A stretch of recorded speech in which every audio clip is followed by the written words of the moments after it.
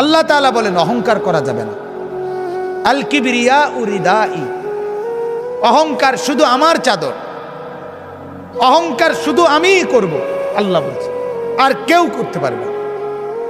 আর কারো অহংকার করার কোনো সুযোগ নেই। হাদিসের মধ্যে আছে আল্লাহর নবী সাল্লাল্লাহু আলাইহি সাল্লাম তিনি কোনোদিন পিছন দিকে হেলান দিয়ে জুতা পায়ে খাবার খেতেন না, বলতেন এটা অহংকারের পরিচয়। আল্লাহর নবী সাল্লাল্লাহু আলাইহি সাল্লাম দুই হাঁটু তুলে পিঠ সোজা রেখে মাথা ঝুঁকায়া এরপরে খানা খেতেন, হাদিস। এবং বলতেন আকুলু কামা ইয়াকুল আবদ, এক গোলাম তার মনিবের সামনে যেভাবে খায়, আমি মুহাম্মদ আমার রবের সামনে এভাবে খানা খাই। বিনয়, তাওয়াজু,